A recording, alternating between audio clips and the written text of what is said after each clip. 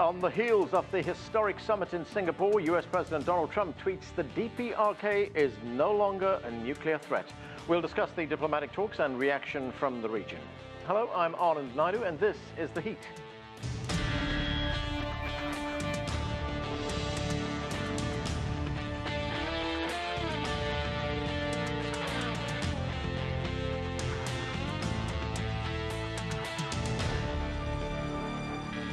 The US President is back in Washington as his top diplomat, US Secretary of State Mike Pompeo, prepares to brief officials in Seoul about the summit in Singapore.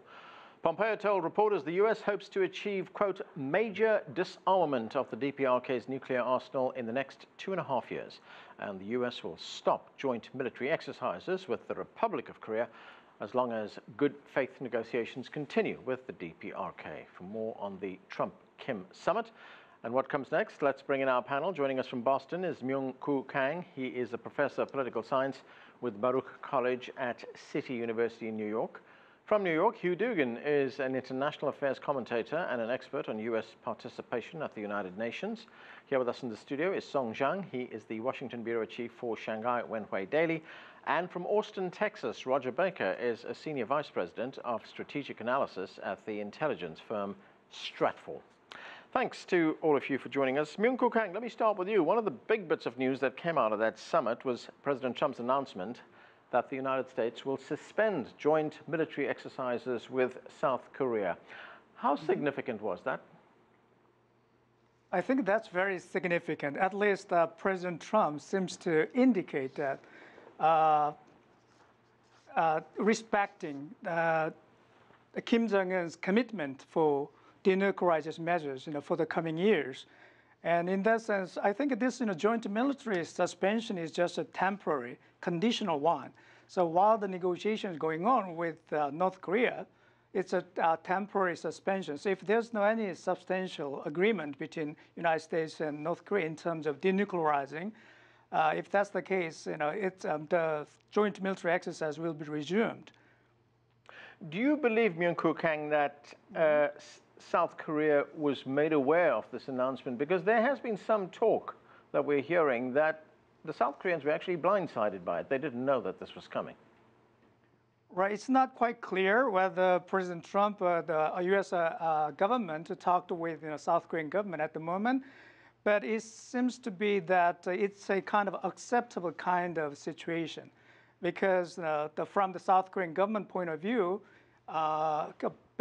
continuing the Panmunjom Declaration of April, Panmunjom Declaration. In the Panmunjom Declaration, it made it quite clear stopping any kind of hostile military exercise or some hostile gestures toward both Koreas. And so if that's the case, I think from South Korean government point of view, it's an acceptable situation. Another important thing is that there was a huge local and then parliamentary by-election yesterday, immediately after the summit meeting between Trump and Kim Jong Un.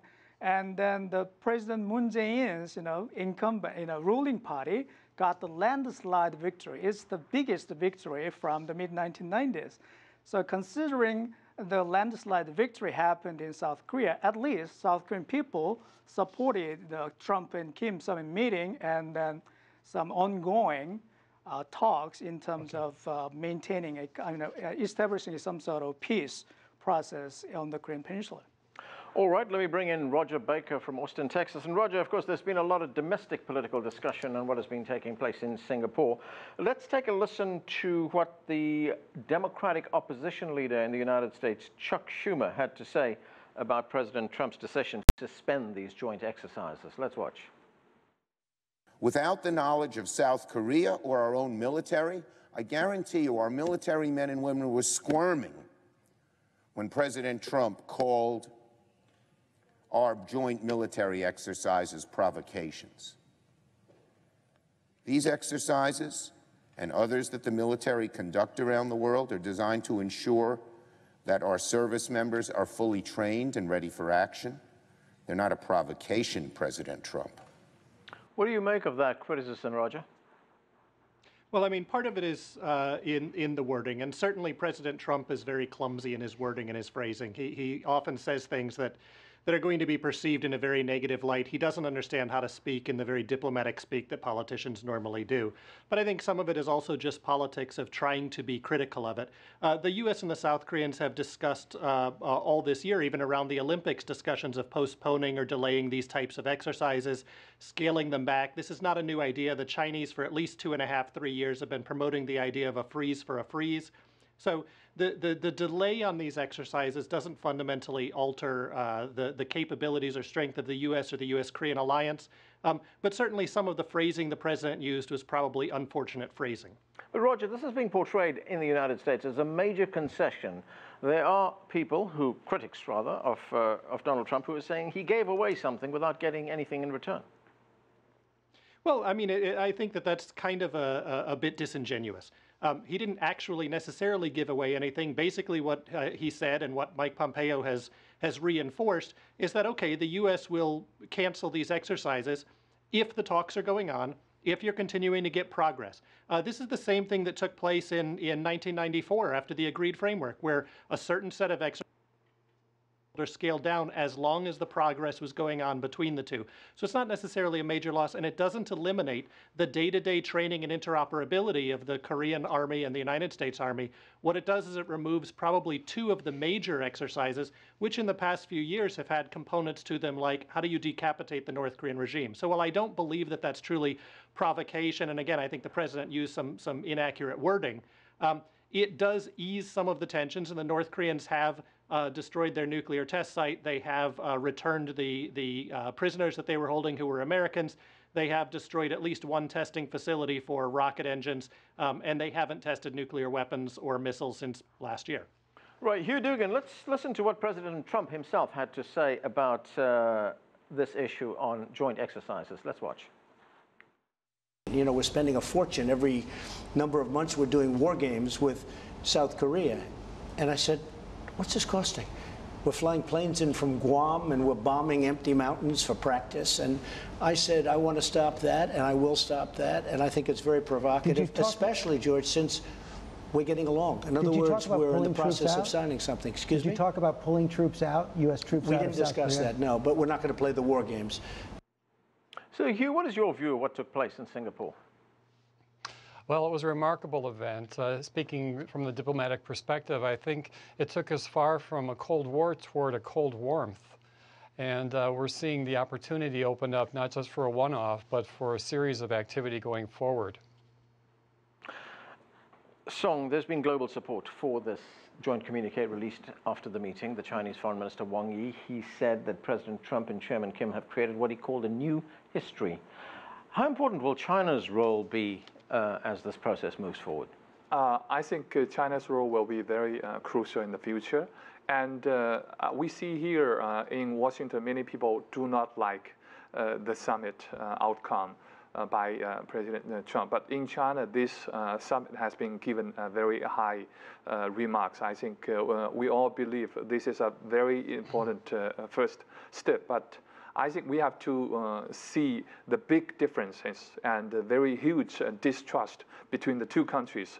Even today, you can see Mr. Secretary Pompeo is explaining the summit in a way to benefit the United States, and the North Korean's government news media is explaining in another way. That shows the differences between these two countries. I think China's position is exactly in the middle. We can bridge these two countries together. We, from one angle, will continue to pursue North Korea to suspend this nuclear test, and in the future to completely eliminate the nuclear capacity. And from another angle, we have to continue to lobby America to stop a hostile attitude and to finally have a kind of peace treaty and normal diplomacy and with North Korea, and also to remove all those kind of economic sanctions.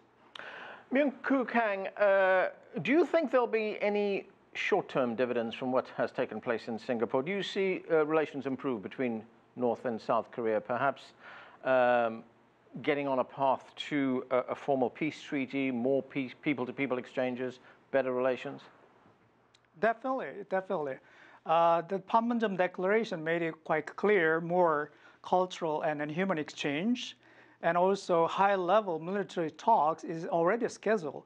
So both North Korea and South Korea will more closely cooperate to relieve the current tension or crisis situation.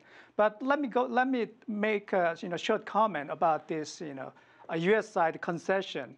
You asked the question to Mr. Baker. Yeah. I mean, here in the United States, we try to winner or loser. Whether Kim Jong Un is the big winner or President Trump is the loser, or kind of thing. So U.S. made too much concessions against North Korea. North Korea did any kind of concessions at all. Such kind of picking a winner or loser is basically try to understand it's a kind of one event. But we need to think about this is a long process. As Chinese old saying says, it's just a small step for the coming 1,000-mile long road. So in terms of just looking at the relative gain, which side gained more or achieved more, but we need to look at, for instance, peace itself is not just a relative gain game. So it's good for everybody. So how can we increase collective benefit through this diplomatic or peaceful process? I think that is much more important, and the summit meeting was such kind of turning point. Rodger, what's your view on that? We shouldn't be looking for winners or losers. We should be looking at the big picture here, which is the pursuit of peace. Oh, without a doubt, I'd agree with that. I've been asked over and over again for the past several days who won, who lost, and international relations don't work this way. A summit is not a boxing match. You don't come out with somebody laying on the ground, and if they went into the summit trying to win, it was going to be a guaranteed failure from the beginning. I think what we have to look at is, where were we 6 months ago? And we can put wherever blame we want on the North Korean development or the way the U.S. president was shaping maximum pressure. But 6 months ago, we were on the verge of conflict on the Korean Peninsula. Today, we're at least breaking through some of the political dynamics that have constrained dialogue between North Korea and the United States.